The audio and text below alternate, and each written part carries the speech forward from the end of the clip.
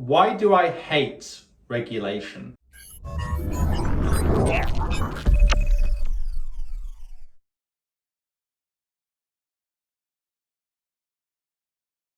So in this video, I'm going to talk about why I hate most financial regulation, even though we obviously abide by the regulation ourselves. And for that matter, I'm not advocating for some kind of free-for-all, free of 100% of regulations. I'm going to say something that I've never said on YouTube before, and that's stick to the video until the end. I have never said that before because I dislike it when people say that on videos and they say, oh, stick to the end of the video because they know it's good for the algorithm or whatever. But in this case, I'm going to say it because to actually hear the full strength of my argument, you should stick until the end of the video.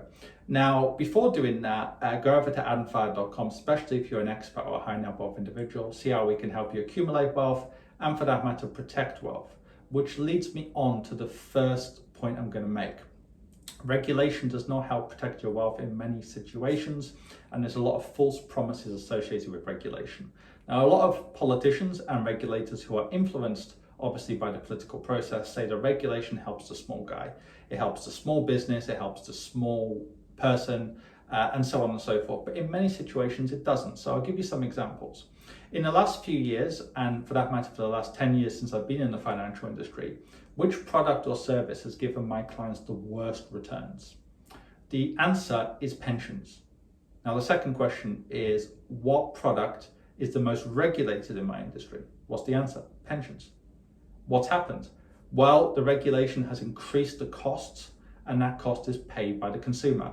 The regulation also stops consumers investing into certain assets, even if it would be good for them in their circumstances. Just 1 or 2 years ago, 1 or 2 of my clients were complaining to me. They said, well, I know you can't help this, Adam, but the trustee of my pension account is blaming the regulation for increasing the fees again. They should have said this at the start of my contract. That's just one example. Probably a better example even is think about any financial crisis in the last few years. Where's it come from? Has it come from, I don't know, the Cayman Islands or Belize or whatever? No, often it's come from the UK, the US, and other highly regulated environments. Because if you think about it, if there's more regulation, what happens? That means the small guy can't actually afford to pay for those regulations, which means they get taken over by big companies. That creates a moral hazard. Those companies are too big to fail, and so on and so forth. So a big reason for the economic crisis actually in 2007, 2008 wasn't under regulation, it was over regulation. The banks got too big to fail, and that caused an issue. But let's even imagine that's not the case.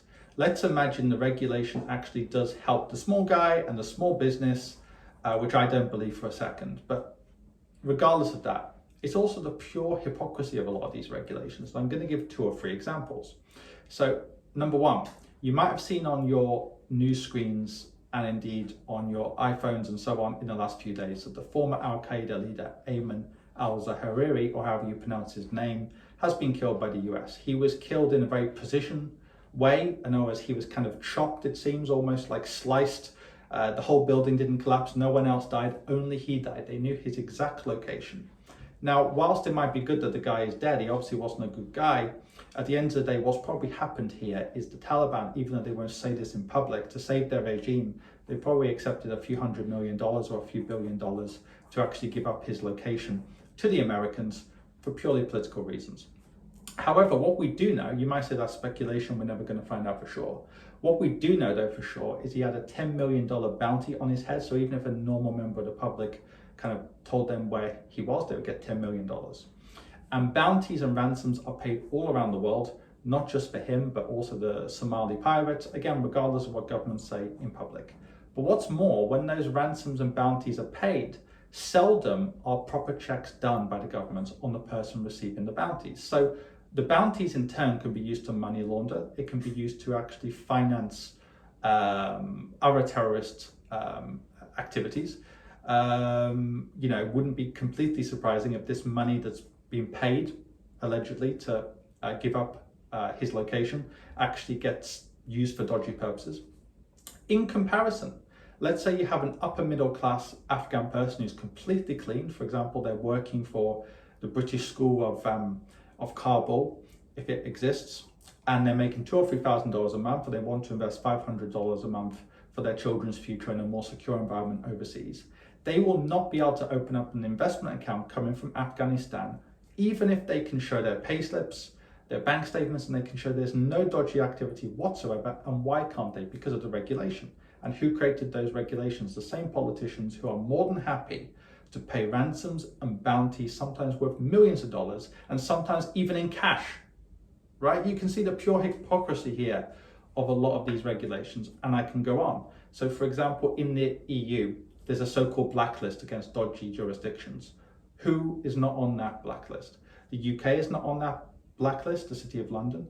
Portugal isn't, Romania isn't, Bulgaria isn't. Many countries that under any sensible definition have more financial issues and corruption indirectly than many of the offshore jurisdictions this so-called blacklist is targeting. Because again, it's political.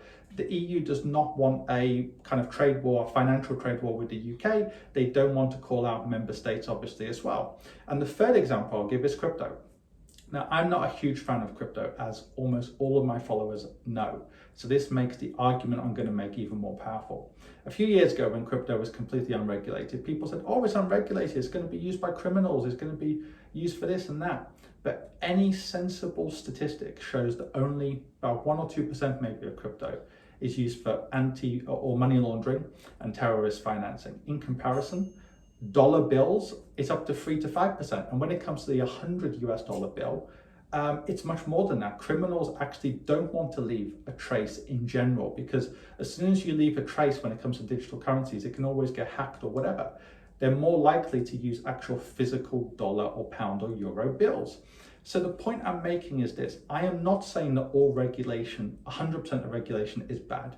We do absolutely need to check on who is investing.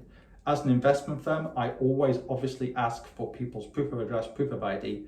And again, as I said at the start of the video, just because I'm complaining about a lot of the hypocrisy of regulation doesn't mean I'm advocating that anyone watching this doesn't comply with those regulations. It's a bit like if you're playing football or rugby or whatever, just because you don't agree with the rules of the referee doesn't mean you shouldn't actually abide by the rules, however ridiculous they are. The point I'm making is most people are usually quite skeptical these days, and rightly so, sometimes overly skeptical about politicians and how a lot of things are just done for political reasons and so on. But too few people are truly skeptical about regulations. Even some clients and some potential clients, they're completely, sometimes I'm afraid to say, deluded about this. They think, oh, if I go to a more regulated jurisdiction, I'm protected more. And this is just not the case. I can remember a few years ago when I spoke to some Russian clients, they were dead set on going to EU or UK regulated structures, and I helped set that up for them. But many of them are now telling me they completely regret that now. They wish they'd just gone for an offshore structure like Bermuda or something, not because they're dodgy, but because now, despite the fact they've got no connections to the Russian government, despite the fact most of them are anti-Putin, a lot of them are struggling now with their accounts in the EU due to these sanctions, which again are purely political in many cases. If they weren't political, they would just be targeted at people who are politically exposed persons or whatever. They're clearly political in nature. So what I'm saying is, I'm not saying that all regulation should be abolished. I'm just saying the average consumer out there should be more skeptical. And for all of the bad things about crypto, I've said on many occasions, I don't own crypto. I don't advocate that most people have more than say 2 or 3% of their wealth in crypto, and they should be prepared for crypto to either succeed or fail. It can go to zero. For all the negatives about crypto, one thing I am delighted about is, despite all the warnings from the regulators, the Bank of England, and the so-called financial establishment, as I would call them, the people who parrot all this nonsense about, oh, well-regulated structures and all this BS, a lot of people have just completely ignored them, and I'm actually delighted to actually see that.